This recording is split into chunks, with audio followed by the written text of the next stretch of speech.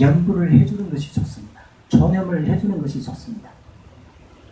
만약에 이분이 왕생 발언을 한 사람이라면 그래도 우리가 그 사람 혼자서 쓸쓸하게 임종을 맞이하는 것보다 같이 수행하시던 분이 같이 참석을 해서 그 사람의 마지막 길을 발해라 주는 것도 굉장히 좋은 일이라고 생각합니다.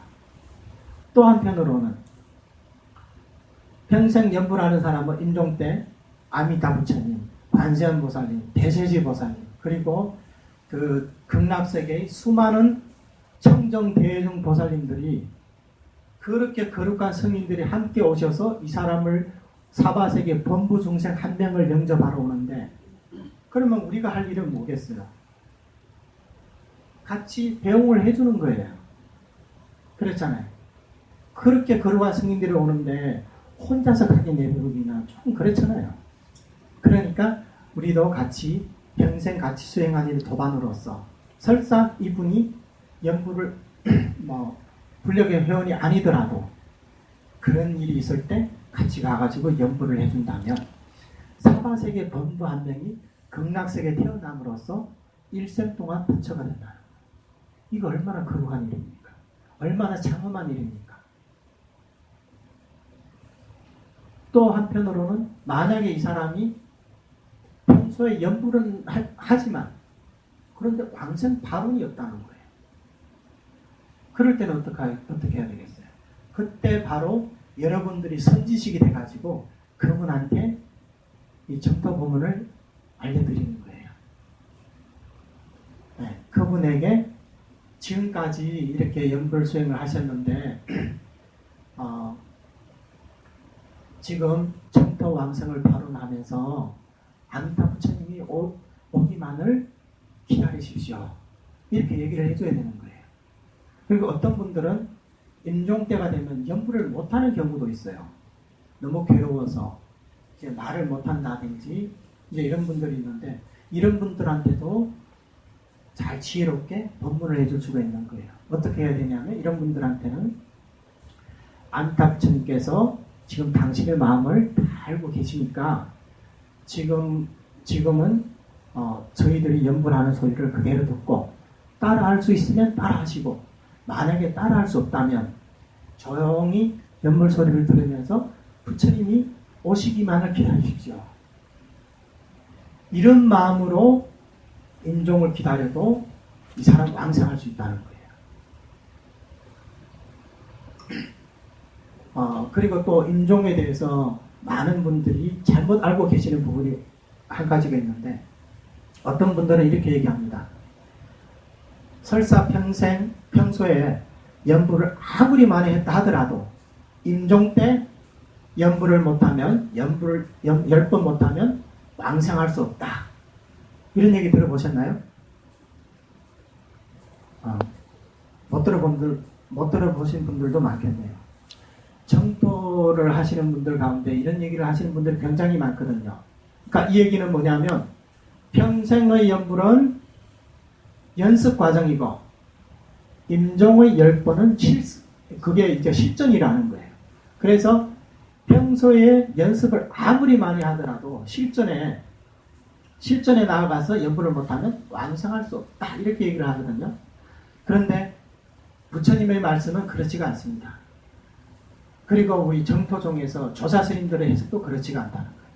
처음부터 우리가 극락왕생을 발언하면서 오로지 칭명연불 수행하는 사람은 누구나 다 왕생할 수 있다는 거예요. 그것은 임종 때가 돼서 결정되는 게 아니라 평소부터 결정이 되어 있다는 거예요. 평소부터 연불하는 순간부터 결정이 되어 있다는 거예요. 그래서 일본의 호넨상님, 법연대사님이라고 일본 정토종의 개도이신데 이분께서 나무아미타불을 뭐라고 말씀하셨냐면 다른 것은 몰라도 나무아미타불이라는 것은 바로 나를 구제해 주시는 부처님의 명호다. 이렇게만 생각하면서 연불만 한다면 이 사람은 반드시 왕생할 수 있다. 이런 말씀하셨어요. 그러니까 나무아미타불에 대해 가지고 우리가 그 이치에 대해서 잘 모른다 하더라도 나무아미탑을 연불을 하면 반드시 극락왕생할 수 있다. 이런 생각으로 연불만 하도 반드시 왕생할 수 있다는 거예요. 그래서 존엄 연불할 때도 바로 이러한 이론에 입각해가지고 그런 분들한테 법문을 해줘야 되는 거예요. 어떤 분들은 임종 때 굉장히 혼란스럽거든요. 또 굉장히 고통스럽거든요. 그런 사람한테 번뇌를 일으키지 말고 일심으로 연불을 하라. 할 수가 없거든요. 그때는 너무 괴롭고 또 이제 그 본인에게는 갖가지 이런 환청이 들리고 또 이제 환식 이제 여러 가지 또 헛것이 보이고 하다 보니까 제대로 연불을 할 수가 없는 거예요. 그럴 때일수록 바로 이럴 때일수록 부처님의 말씀하신 이런 존엄 연불 이런 것이 큰 효과를 달성할 수 있다는 거예요. 그리고 또 한편으로는 여러분들도 가족들이 있는데 나뿐만 아니라 나도 언젠가는 임종을 맞이해야 되겠지만 여러분들 가족 가운데서 부모님이라든지 형제라든지 아니면 친인척이라든지 이런 분들이 한 명 한 명 저희 곁을 떠날 수밖에 없는 거예요. 그렇잖아요. 이 세상에 오래 살아봐야 100년밖에 더 가겠습니까? 그러면 이런 분들의 최후를 우리가 어떻게 보내야 되겠습니까? 이런 정토법을 모르는 사람들은 가가지고 손을 잡아주고 눈물을 흘리면서 뭐 온갖 말로 이렇게 위로를 하겠지만 사실 그게 위로가 되지가 않거든요. 네. 그 사람은 지연 억대로 갈 수밖에 없으니까. 아무리 우리가 세속의 어떤 좋은 말로 그 사람들을 위로한다 하더라도 실질적인 도움은 안 된다는 거예요. 이럴 때 가장 도움이 되는 게 바로 연불이라는 거예요. 그러면 우리가 우리 가족들을 한 명, 두 명 극락세계로 이렇게 모시게 되면 나중에 우리가 극락세계 완성해서 극락세계 가면 그분들과 함께 만날 수가 있다는 거예요. 함께 만나가지고 다 함께 부처님의 가르침을 공부하고 다 같이 성불을 하면서 중생구제도 할 수가 있는 거예요. 그런데 만약 그렇지가 않다면 이분들이 나중에 윤회를 하고 우리는 극락세에 간다 하지만 이분들은 이미 육도 윤회를 하면서 특히나 사막도에 떨어지게 된다면 그만큼 고통을 받게 되는 거예요. 그래서 임종 전임이 그만큼 중요한 거예요. 임종 때 이 사람이 극락세계로 가냐, 천상으로 태어나냐, 사람 몸을 받냐, 아니면 지옥 아기 축생으로 태어나냐, 그때 판가름이 나기 때문에 그때일수록 우리 연불 행자님들이 나서서 그분들에게 정도 법문을 해주면서 연불을 할 수 있도록 그리고 위로를 해줘야 되는 거예요. 모든 걸 부처님께 맡기고 당신이 할 일은 지금 나를 따라서 연불을 할 일이다. 그리고 왕생은 부처님의 소관이기 때문에 부처님의 원력이 연불하는 주제는 반드시 왕생할 수 있다. 이렇게 말씀하셨기 때문에 왕생에 대해서 걱정하지 말고 지금부터 연불만 하면 된다. 그러면 반드시 왕생할 수 있다. 이렇게 위로를 해주시면 되는 거예요. 네. 그래서 오늘 이렇게 31분이 오셨다 그랬죠? 이렇게 31분이 오셨는데 모르겠어요. 우리 31분 중에 누가 먼저 극락세계 왕생하고 누가 가장 늦게 왕생할지는 모르겠지만 아무튼 이제 제가 왕생하는 날에 극락세계 가서 찾을 거예요.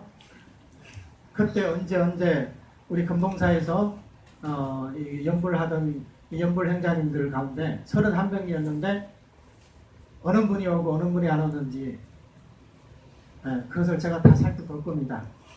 그러니까 지금부터 우리德강그 거사님의 가르침의 훌륭한 스승이 계시기 때문에 같이 이렇게 연불 수행을 하시면서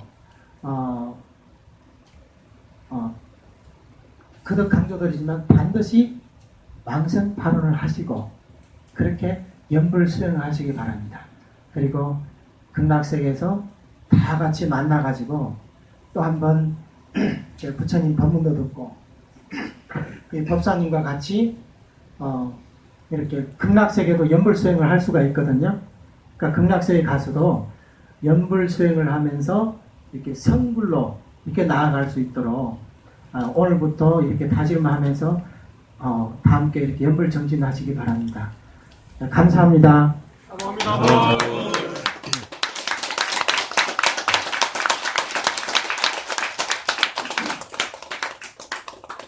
두달 말씀드리려고 했는데 좀 오늘 많이 좀 긴장도 하고 선생님 질문 하나 드리겠습니다. 예예. 그 시간 많이 쓰시죠. 아는 게 좀 없어가지고 네. 조금 질문드리려고 했는데 아미타 명호를 부르면서 기도를 할 때에 네. 정투 완전 발언을 하시라고 이렇게 말씀하셨는데 예. 이해가 되기도 하고 한편으로는 이해가 안 되는 부분이 있습니다. 아. 예, 뭐냐면은 예. 저희가 짐을 지고 기차를 타면 짐을 내려놓지 않습니까? 네. 네, 그런 위치처럼 예. 아미타 명호를 부르면서 기도를 한다면 정투 왕생 발언을 하지 않는 것이 더 좋지 않나 이런 생각이 저한테는 들거든요. 왜냐하면 정투 왕생 발언을 함으로써 에고라고 그러죠? 네네. 네, 에고만 더 키워주는 그런 결과가 되지 않나 이런 생각도 들고요. 또 기도 자체가 사랑이고 자비인데 기도 자체에 이제 아미타 그 명호를 부르면서 하는 그 기도 자체라는 것이 나를 믿고 맡긴다는 거 아닙니까? 나는 이미 없다라는 생각으로 서로 하는 거 아닙니까?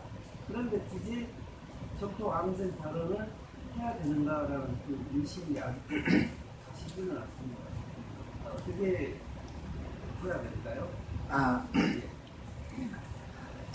질문 다 하셨습니까? 예. 두 가지로 이렇게 설명을 드리겠습니다. 첫 번째는 지금까지 설명드렸던 내용인데, 우리 불교의 목적은 뭐라고 그랬습니까?